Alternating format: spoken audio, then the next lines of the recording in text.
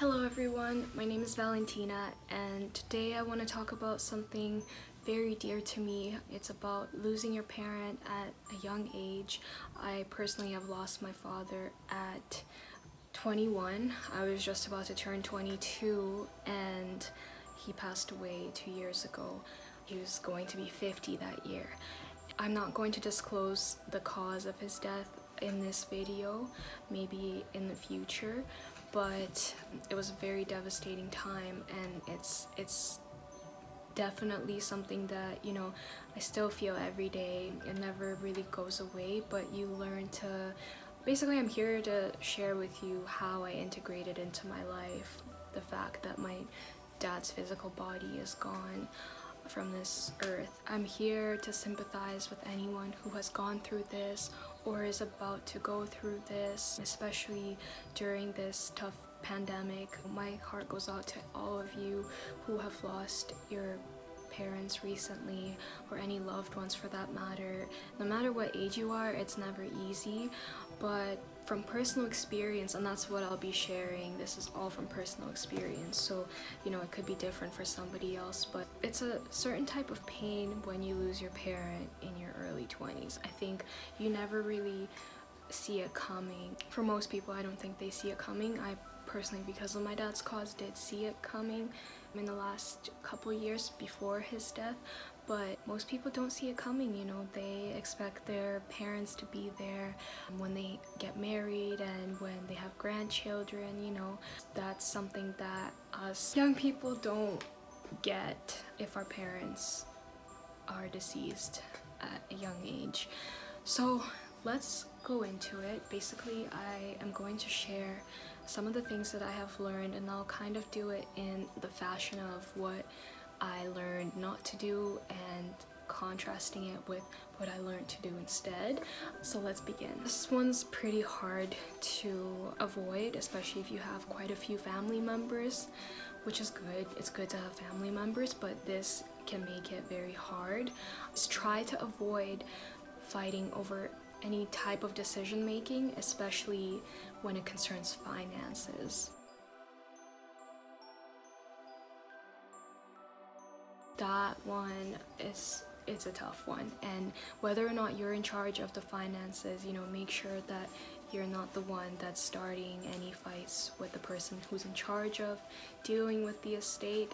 And if you are the one, try not to let your family members get to you whenever they bring up the question of finances. That leads me into, make sure you have somewhat of a support system outside of your family circle.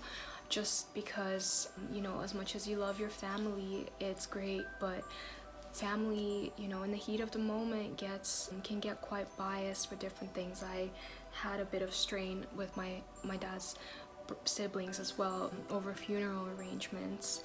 That's just that. So make sure that at the end of the day, whether it is a therapist or victim services or your circle of friends that is there for you, because they won't show the same bias as your family might. They will be there for you. Their main interest is your well-being, so they will support you through whatever. Next is, don't disrespect the dead. When someone dies, you think about all the different memories and you go through all the different things that have happened. And one thing that I learned was not to overshare on social media.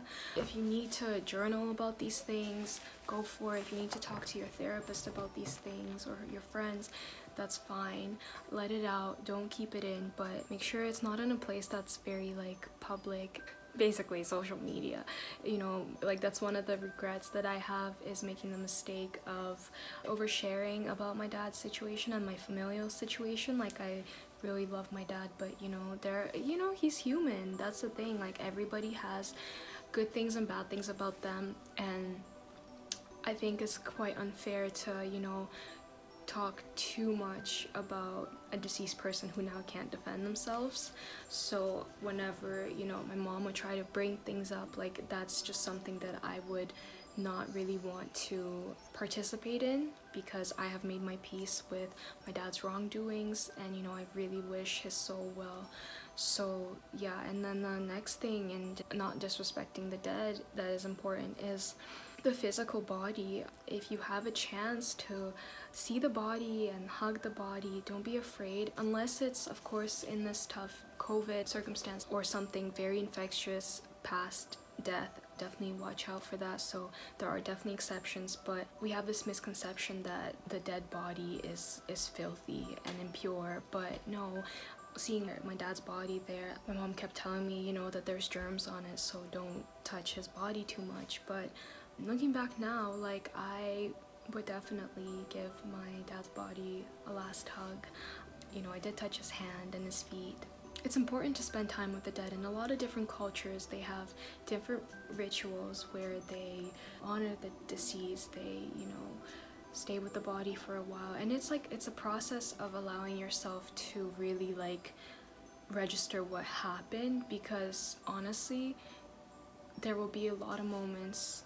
I still get this, I'm still partially in disbelief that my dad has passed away, but I do think that had I had the opportunity to know better, that I would be able to, I would be able to spend more time with his body and just really say my goodbyes, not just, you know, take a look and then go. You know, that being said, I've learned that it's really important to develop some sort of spiritual faith, whether it be in God or, you know, a higher power or the universe, or just like that spiritual connection within yourself that allows yourself to cope better. I think it's really hard if you don't have a system like that where, you know, you kind of understand that life, this is a part of life and this is how it goes, and that, you know, personally I see that energy never ceases to exist. And so technically my dad is not here in the physical form, however his essence is around, you know, it's somewhere, it's in my memories, it's in my DNA, and I'm sure it's somewhere in general.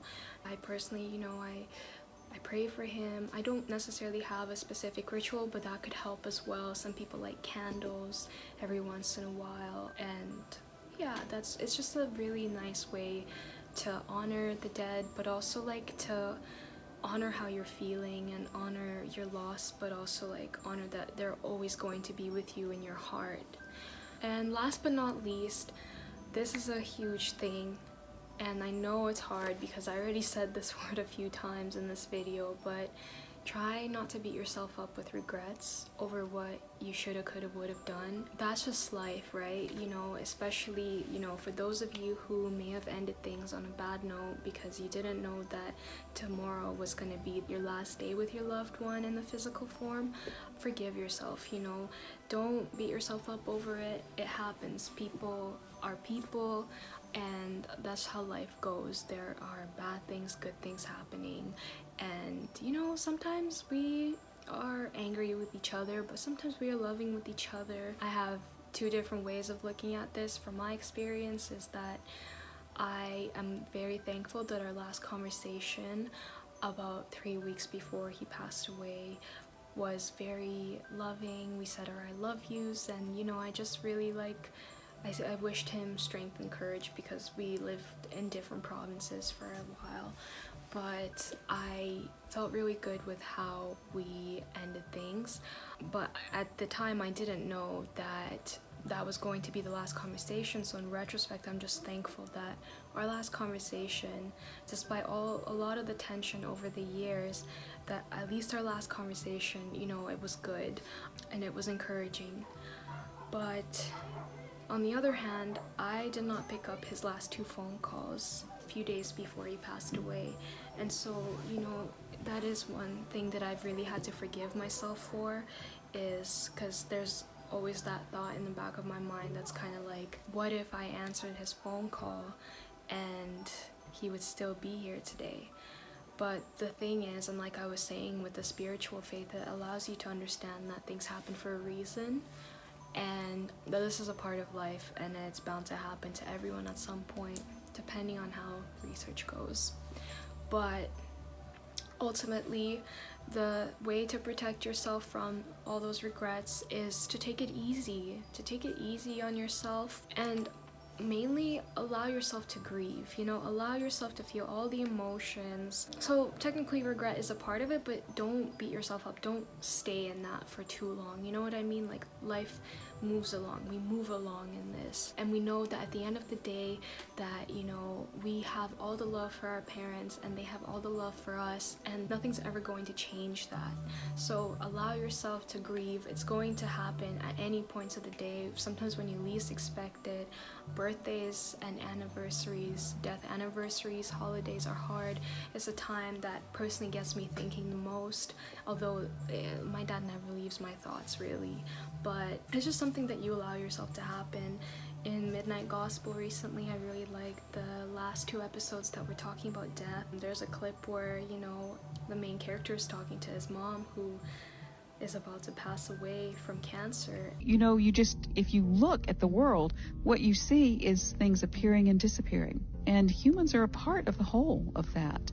And humans appear and they disappear off the face of the earth. That just happens. You know, our egos personalize it, and we consider ourselves special cases. Yes. But we're really not. You know, we are part of the whole, and everything in the whole transforms all the time. Changes form, transfigures. You're a special case. It's because I'm your mama. No, I know this transfigure. I know, but come on. There's no way to stop the heartbreak. What do you do about that? You cry. You cry.